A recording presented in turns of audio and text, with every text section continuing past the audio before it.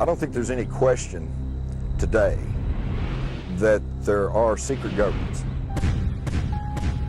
It's clear that there has been an organized effort to discredit every aspect of the UFO phenomenon. The UFO cover-up began with legitimate national security concerns. When you're dealing with the military, especially in matters of secrecy, the idea is to deceive. It's likely that we're going to find out for sure whether this Roswell event happened or not. How on earth would you keep a secret like that for so long?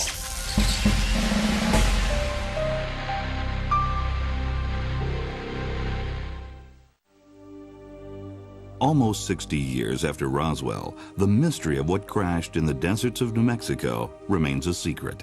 The government's official stance about the existence of UFOs has always been denial. Eyewitnesses have come and gone. Project Blue Book, the UFO study program of the U.S. Air Force, has gone out of business. But many questions remain. Researchers and private investigators continue to follow every lead in hopes that someday the truth will be revealed. Newly leaked classified government documents may be the first real evidence to shed light on this never-ending story. I decided that instead of looking at photographs, or instead of trying to sort out new witness testimony, that it'd be better to try a different approach, which was the approach of authenticating documents. Dating from the 1940s and 1950s, these documents refer to extraterrestrial contact and the secret operation established to investigate this phenomenon. This project was led by a group of men appointed by executive order. They operated under the code name Majestic 12, or simply MJ-12. If it is true that the United States government has pursued a very aggressive but deeply clandestine effort to collect and contain information about UFO phenomena, including crashes, military encounters, and whatnot, it is absolutely essential that there be documents about that effort. And when I look at the MJ-12 documents, I say to myself, these are the kinds of documents a person would expect to see. This kind of document has to exist. It is the unanimous opinion of the members that Operation Majestic 12 be a fully funded, operational, top-secret research and development intelligence gathering agency. It is also recommended that a panel of experts be appointed to chair and oversee the functions and operations of said agency. Its members should have appropriate security clearances. What impresses me most about these documents is all these checkable details. We got so many names to check out, so many dates, and so many places. We'll be at this for the next couple of years, but so far it looks impressive that these things are checking out to be true, real, and authentic. A major objection to all the documents is that we don't know who provided them. We have to consider, of course, that whoever did was violating the law and would be subject to enormous penalties for photographing classified documents and giving them to people who don't have any authorization to receive them. It began in 1988 when I began filing Freedom of Information Act requests to the government for any information on UFOs. And then in October 1992, I went to the post office and I pulled out a Time magazine that had a document inserted in it, and I just thought it was a prank. I was working my shift as a security officer at Pine Knot Landing. An old gentleman came to the gate and I said, well, I'm Thomas Cantwell. He told me he was in the Army's Counterintelligence Interplanetary Phenomenon Unit since 1942 and had been involved in the UFO program almost into the 1980s. And he just wanted to let me know that he was real, to tell me everything, get it off his chest, because he didn't think he had much longer to live. The IPU stands for the Interplanetary Phenomenon Unit, and this is rumored to have been a unit within the Army late 40s, early 50s. Some people link the late Douglas MacArthur with this group, that they were involved in some kind of early UFO investigation. My father himself had been involved in the United States Air Force's UFO program for several years.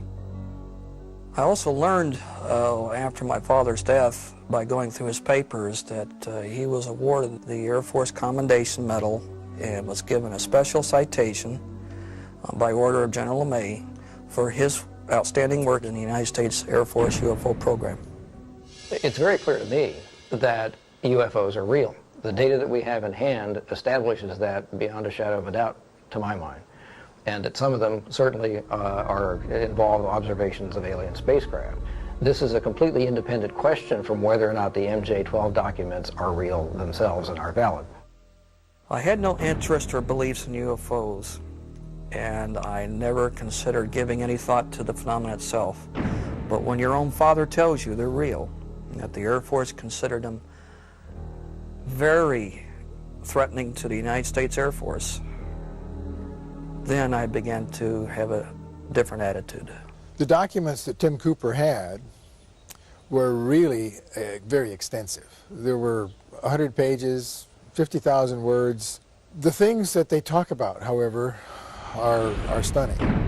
A consensus reached by members of the panel that until positive proof that the Russians did not attempt a series of reconnaissance flights over our most secure installations, the sightings and recovered objects are interplanetary in nature. Buried in one of these MJ-12 documents is the White Hot Report. It is a reference to a discovery in 1941. This alludes to the possibility that a UFO crashed in the United States 6 years before the Roswell event. I originally read the first account, at least that I'm aware of, the only real account of the Cape Girardeau 1941 crash retrieval event in Leonard Stringfield's 1991 volume about crash saucers. And I didn't think a lot about it until one of these newer MJ-12 documents mentioned the crash in Missouri. And I decided I was going to find Charlotte Mann. Grandfather had been called out, that someone had called in that there had been a plane crash outside of town, and would he be willing to go to minister to people there, which he did.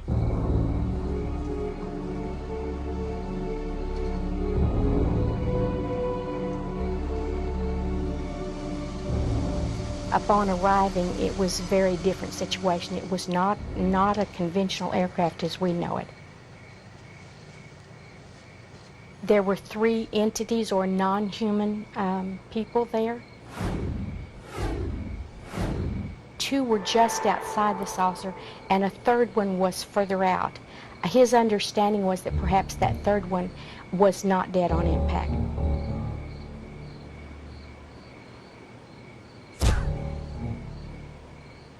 So Father did pray over them, give them last rites. Not long after they arrived, military just showed up. I surrounded the area. Grandfather didn't know what was said to the others, but he was told, this didn't happen, you didn't see this, this is national security, it is never to be talked about again.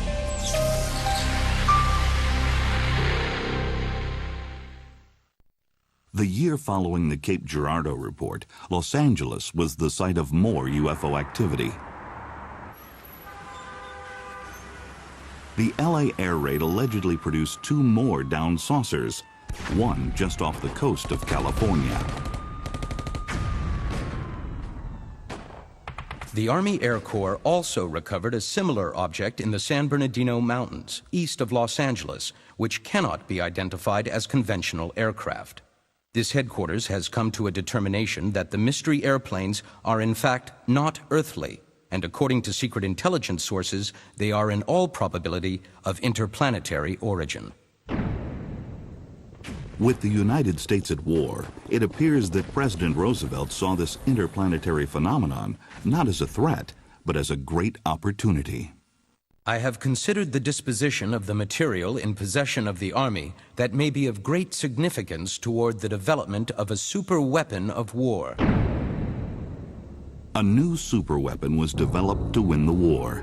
It was tested in remote areas of New Mexico and Nevada. Dr. Robert Oppenheimer led the top-secret Manhattan Project that would change the world forever. This time round, stakes are kind of high. It's going to work all right, Robert. And I'm sure we'll never be sorry for it. Well, we'll know in 40 seconds.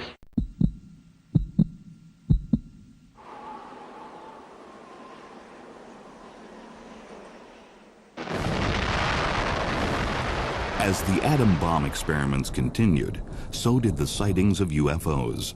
Many believe that it was this nuclear testing that actually drew these mysterious objects to the area. The government's first official UFO program study showed that UFOs were very interested in things atomic, things that generated plutonium. And our documents also show that. Specifically, there's one case where they talk about a crash site just a half a mile from the Trinity site, which is the first atomic test on the planet.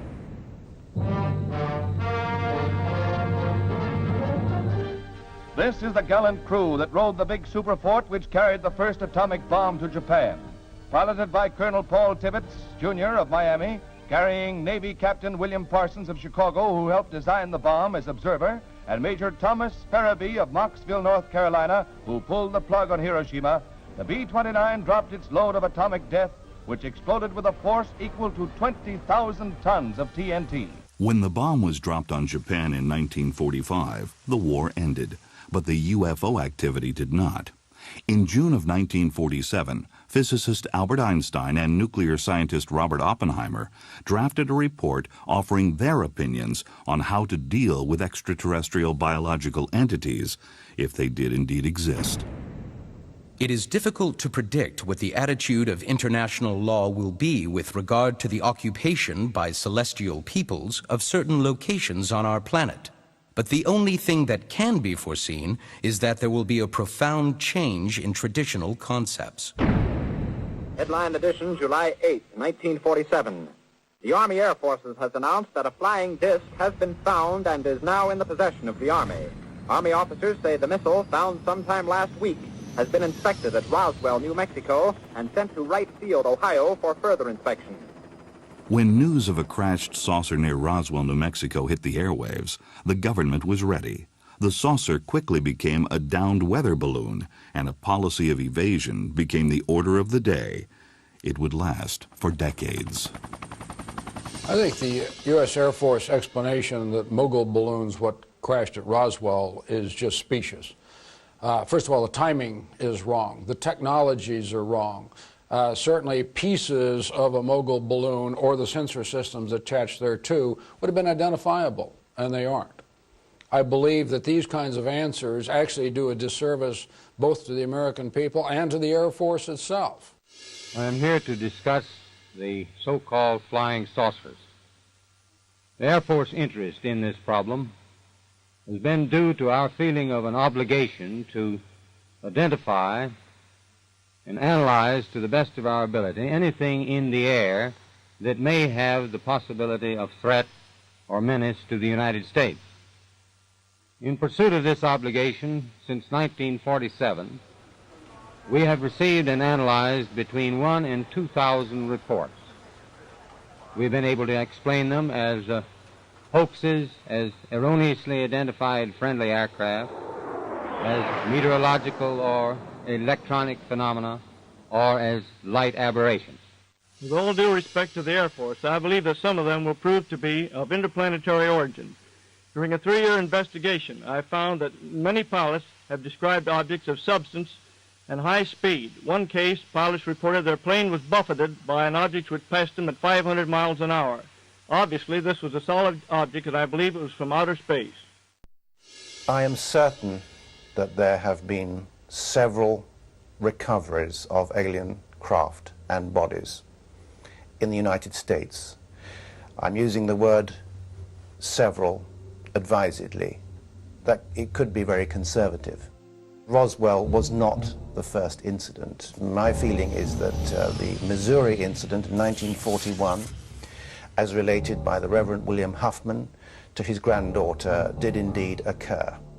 I believe there's a cover-up on the UFO subject because so many different things point to it. Clear, well-documented reports from credible witnesses, a lot of documentary information from the archives, a pattern of denial from the government that looks almost silly, a pattern of denial from scientists that is clearly informed not by facts, but by some kind, I would say an indirect kind of intimidation. The reason I feel the Air Force and the government in general is trying to destroy my father is so that they can destroy the Roswell event. That must mean that there really is something there that they have to hide, that this must be kept from the public at all costs. When you're dealing with the military, especially in matters of secrecy, the idea is to deceive. There is a manual, you well know, that IMJ-12, which also states to discourage witnesses, to put out false statements, to protect the secrecy of this 1947 event. One of the first documents that I got was entitled Extraterrestrial Entities and Technology Recovery and Disposal. The content of the Special Operations Manual is really quite stunning. It explains why it's so important to keep it secret and how they go about the process, how they keep the public in the dark, what lies they tell them, what deceptive statements. Great care must be taken to preserve the security of any location where extraterrestrial technology might be retrievable for scientific study. The most desirable response would be that nothing unusual has occurred. It may become necessary to issue false statements to preserve the security of the site. We continue to study the Special Operations Manual and look at each aspect of it and try to determine the authenticity of it. Subtleties like the use of the term Central Intelligence instead of Central Intelligence Agency show a subtle amount of arrogance that is indicative of the Central Intelligence Agency in 1954. The 32-page Special Operations Manual also includes the Extraterrestrial Technology Classification Table. It details procedures for retrieval of crashed saucers, how to handle organic matter, and where to ship the bodies. The Blue Lab at Wright Field in Ohio was the secret destination for some of this material. A young woman named June Crane worked in a classified office at the base. Shortly before she died, she told her story. I started at Wright-Patterson in '42. I was 18 years old, and all of the people I worked with were older than me. So I'm probably the last survivor of my lab group and probably the last one still around to talk about it. I had a Q clearance. I worked with scientists and with engineers. I knew a man named Clarence Smith. He was a master sergeant. He came in one day before we started to work, very upset. Clarence told us that his plane brought back 2 bodies in crates from New Mexico. When I asked which plane had crashed, he said, it wasn't a plane, it was a flying saucer. Well, they knew of 3 crashes that I was aware of by 1952. Maybe there were more. In '52, there was a crash cover-up. Roswell was in '47. That balloon story was a damn lie then, and it's still a lie. When I interviewed June, I realized that I was getting a rare glimpse into another period of time that was right at the heart of the mystery of ufology. I began to understand the full extent of the cover-up, the difference between what was commonly known to engineers and scientists and what is probably still known to this day and what has been revealed to the public. An officer showed me a piece of metal. I think that it was Lieutenant Rose. He was one of those guys in the office who liked to talk to me. Lieutenant Rose asked me to break it up, tear it apart if I could. He handed me the scissors. I couldn't dent it or cut it. I asked him what it was and where it came from. He said that it was a piece of a spaceship. According to the Special Operations Manual, the physical evidence from the crash was to be collected and transported to an undisclosed location for study. That location appears to have been the mysterious Area 51. I'm satisfied and very pleased that there is good reason to say that Area 51 was created in the early 50s. Now we have that reason. We didn't have that reason before. Skeptics have claimed that Area 51 did not exist when the Special Operations Manual was published in 1954. But according to this Las Vegas newspaper, a huge government installation began construction in the Nevada desert in early 1951. The project was cloaked in a security blackout and has remained so to this day. Many believe it is where the technology of these alien craft is being studied. It causes one to ask the question, and I don't know the answer, but to ask the question of to what extent might we have been successful in reverse engineering some of the discoveries from crashed flying saucers. Now that the sound barrier has been cracked, the thermal or heat barrier is the goal of the experimental X-2 rocket plane. The stainless steel bullet, designed to stand speeds of more than 2,000 miles an hour, is released. On these tests, the rocket plane is not fueled, but in future runs, when it attains maximum velocity, heat developed by friction may reach more than 1,000 degrees. Here, the ability of metal and alloys to withstand the heat are expected to provide valuable data for projected spaceships and satellites. The slim metal ship may furnish some of the answers as the world enters the space age. The Atomic Energy Commission and Nuclear Energy Propulsion of Aircraft are currently conducting research for advanced technologies in atomic engines and radical propulsion studies. Integration of hydrogen-based fuels and electro-hydrodynamic technology may open up for us development of super aerodynes with Mach 5 capabilities. Some of the technology, yes, they have improved on or discovered, and it's being used today. Yeah, I think everything that we were involved in from 1942 clear up to 1947 was justified.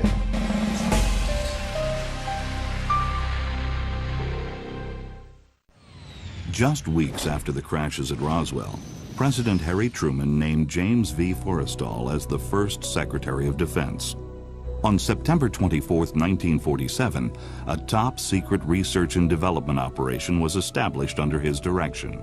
It was called Majestic 12. It's my understanding that MJ-12 was basically a sort of oversight, administrative, policy-making group, very small, and that the people who were responsible to MJ-12 were very select people in various branches of the intelligence community, the military and military department. So it was very compartmented. It wasn't some huge operation.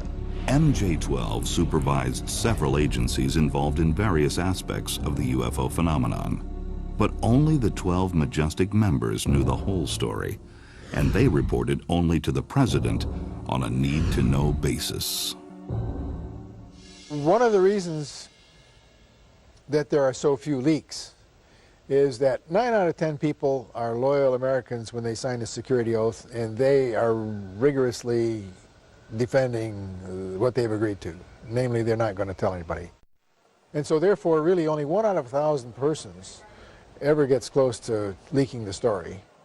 One of the most stunning documents that arrived in Tim Cooper's mailbox was the first annual report of the Majestic 12 operation. And this was a primary report and then 3 annexes comprising 17 pages. Many unusual commentaries were included. Everything from missing soldiers to airplanes that have been shot down while chasing UFOs. There's a section called Government Policy of Control and Denial. One of the most difficult aspects of controlling the perception in the public's mind of government attempts of denial and ignorance is actual control of the press. People ask, how on earth would you keep a secret like that for so long? And the way they did it was to begin with the security procedures that we developed during the Manhattan Engineering Project for the first atomic bomb. Compartmentalization, to tell each group only a little bit of the story, so hardly anybody has the big picture. And then, of course, security tests, security oaths, fines, and ultimately threats. There's a section called Constitutional and Domestic Issues, and it states, in dealing with clear violations of civic law and guarantees as defined under the Constitution, it has been discussed among members of Majestic 12 that such protection of individual rights are outweighed by the nature of the threat.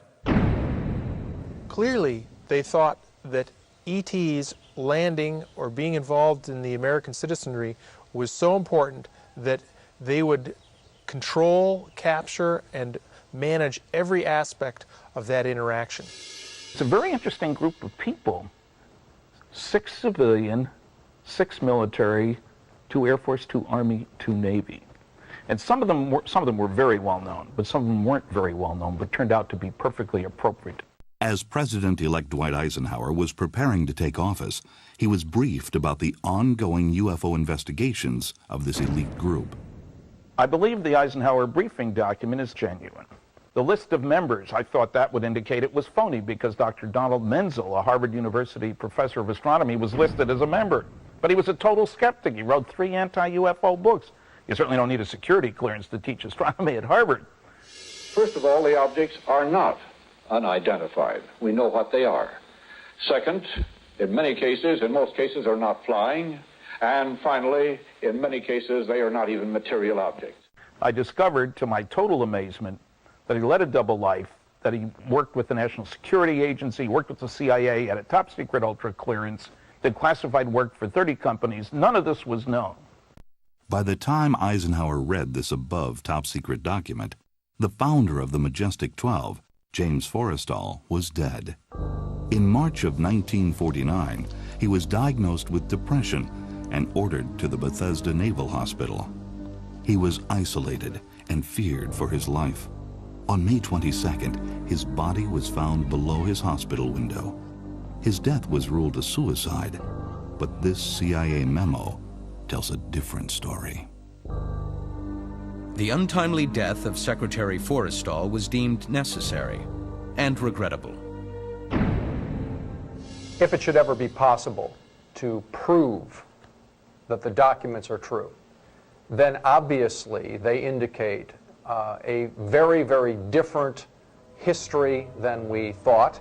They indicate layers of government we don't know exist. They indicate procedures of government that seem anti-constitutional. They paint a picture of a world that is wildly different than the average person expects. And of course also a world in which there are aliens flying around and being captured and studied by government forces. It's a very odd picture indeed. I'm convinced, based upon the evidence that's building up, that something very strange has happened, that the number of sightings of all types are just out of all proportion to something that, if it's not real, there's something very, very strange going on. So it is the preponderance of evidence. It is the old-timers coming forward. It is the documents that Bob and Ryan Wood are putting together that, with powerful forensic research, make a very, very powerful case. It's hard to ignore. We have selected the techniques that question document examiners use, and we've hired some question document examiners. And those techniques are very powerful because they permit a judge in a courtroom to tell the difference between a genuine document and a fake document. The degrees of authenticity can be determined by comparison of the specialized stamps, file numbers, date formats, line spacing, and paragraphing with known authentic archival documents. File markings are often particularly telling. Some of the documents have misspelled words. Does this mean they're frauds? We don't think so. These originals are probably rough drafts, which would have typos and temporary spellings until the final draft was complete. One of the things that question document examiners do to authenticate documents is to look at the type. And so when you study the typography and become familiar with how the hot lead printing presses of that era worked, you find that once every so often there was a letter Z that was raised because it was not commonly used. We found a document from that era that shows a raised Z, and we have in our own document about every third Z is raised. This is just exactly the kind of thing that telegraphs authenticity. If you're talking about leaked documents, the provenance of leaked documents, we need to know where they've come from. We need to see the originals, and one has to admit that in 99% of cases, we do not see the originals. We have several documents that are original pages. These permit testing that cannot be done with copies. For example, we can date a document by analyzing its ink. A small sample is punched out, leaving a pinhole in the paper. The ink is then dissolved, and by using liquid chromatography, the colors are compared with a standard library of inks. The imprint made by the individual typewriter keys can be used to compare with a library of typewriter fonts. The watermark on the paper can often be found and dated. Sometimes we can even see through the blacked out areas and decipher the hidden words.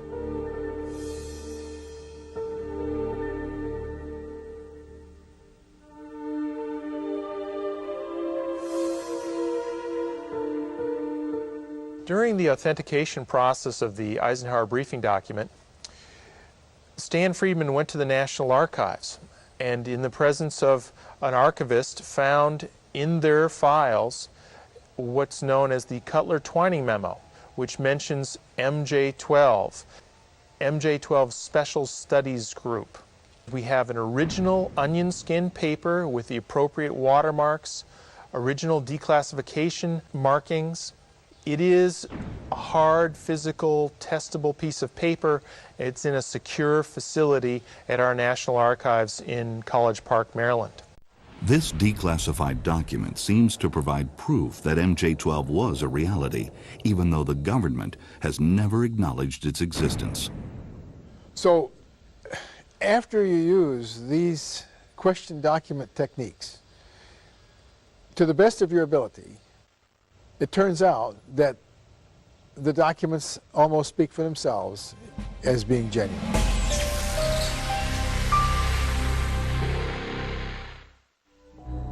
If the majestic documents are real, they provide new insight into perhaps the most closely guarded secret in the history of the world, a secret that has been fiercely protected for a very long time. I think that government secrecy, classifying this information at what amounts to an above top secret level, was absolutely warranted in 1947, and maybe earlier, because I think all this business got started perhaps during the Second World War. It is the recommendation of the President's Special Panel, with concurrence from Majestic 12, that a policy of strict denial of the events surfacing from Roswell, New Mexico, and any other incident of such caliber be enforced. An interactive program of controlled releases to the media, in such fashion to discredit any civilian investigation, be instituted in accordance with the provisions of the 1947 National Security Act. Certainly in 1947, the government could not afford to tell the world. They could not afford to say, look, there are these alien spacecraft penetrating our airspace. We don't know where they're from, what they want, or how they operate, but we thought you'd like to know. That would have been totally irresponsible. There's no question it was justified at the time until they had answers. I think it's quite possible that much secrecy is due to the fact that the authorities do not have all the answers. That they cannot be certain from a day-to-day basis or even a year-to-year basis or whatever as to precisely what is going on. By the mid-1960s, the government's apparent interest in UFOs was waning, but a rash of new sightings of unexplained lights and moving objects reignited the debate. We are being observed by some type of device which is ahead of us, far ahead of us, and is probably controlled by a highly advanced superior civilization. Now, this is a conclusion which I personally have stated and is shared by some members of our Board of Governors and advisors, not all of them. But it has reached to the point where many people in the Air Force have the same conclusion. In fact, the Air Force at one time had a top secret estimate that these things were interplanetary spaceships. Based on what is known of the technology and intelligence of the visitors, it is fairly certain that there will be other sightings and encounters of a spectacular nature. As to the purpose and modus operandi, we are not certain, but it is clear that if these visitors had conquest in mind, it would not be difficult for them, given their ability to penetrate our airspace at will. I think that now it's evolved into a more multi-layered problem, part of it dealing with high technology projects and keeping them secure. If they tell the public a few things, there would be a clamor for more information that might jeopardize the security of these programs. Another problem is that the fact that they've covered it up so long would create a sort of backlash against the government and the intelligence establishment.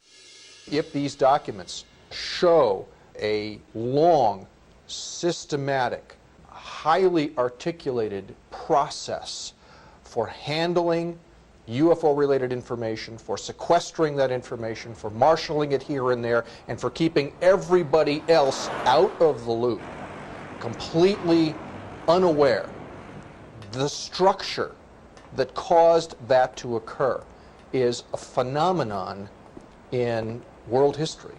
I think the MJ-12 documents are extraordinarily important. Probably the most important government documents ever leaked to the public, because they make clear, if they're genuine, that the United States has known that aliens are visiting Earth, that they are not perfect, obviously at least one crashed, and we have been taking measures to try to learn as much as we could from the wreckage and to try to understand what's going on.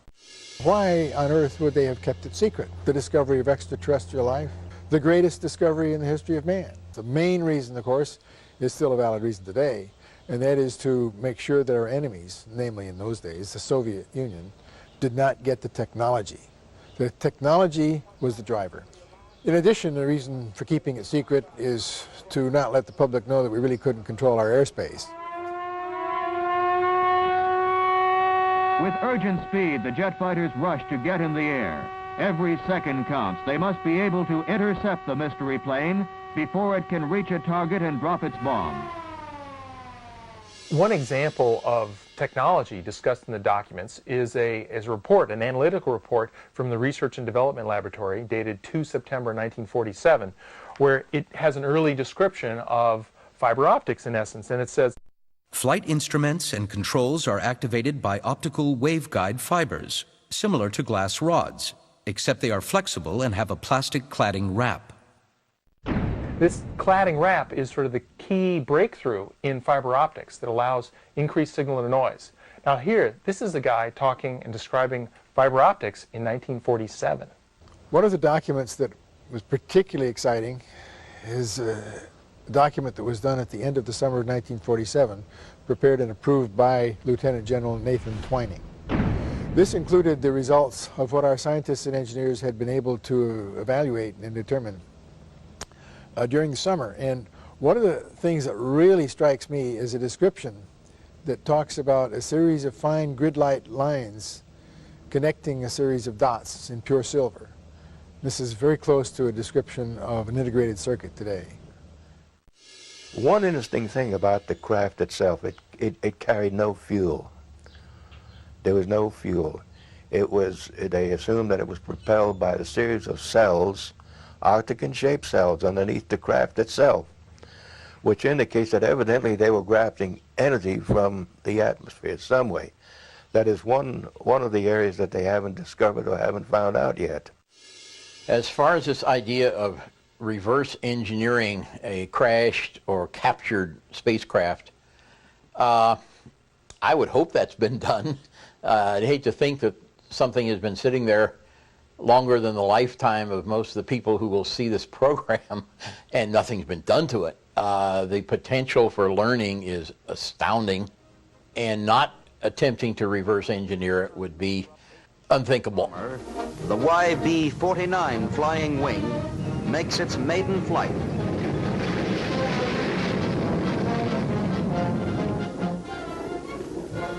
This is the shape of things to come. Well, what if in the last 5 years we've developed new techniques for monitoring vehicles in the sky? We've got stealth aircraft, maybe the other guy will have stealth aircraft. Should that be made public? And if we use those techniques to monitor flying saucers, should that be made public?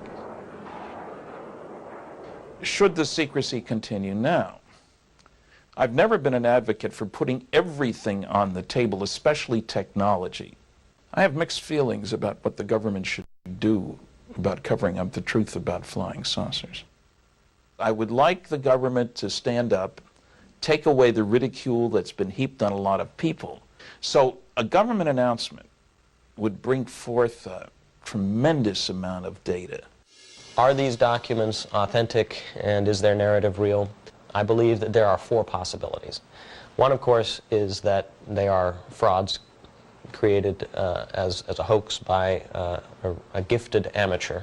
The second possibility is that they are officially constructed disinformation, perhaps created decades ago for the purposes of Cold War misinformation for some kind of geopolitical purpose. The third possibility is that the narrative is a mixture of fact and fiction. And then the fourth possibility, of course, is that they are authentic, genuine, leaked documents that describe some remarkable events concealed from the history books.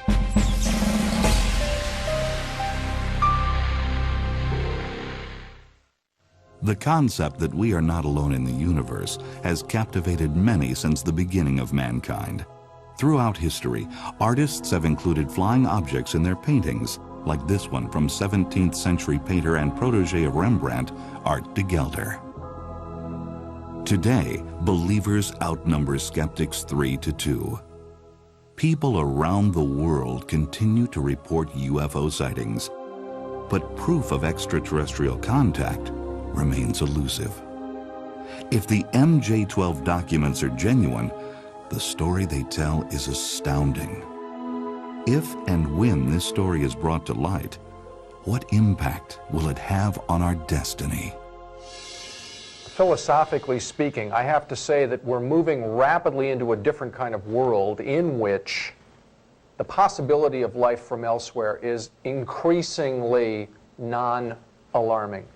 Our space exploration is bringing us to the point where we're ready to explore the outer planets, and probably within a century go outside of our solar system altogether.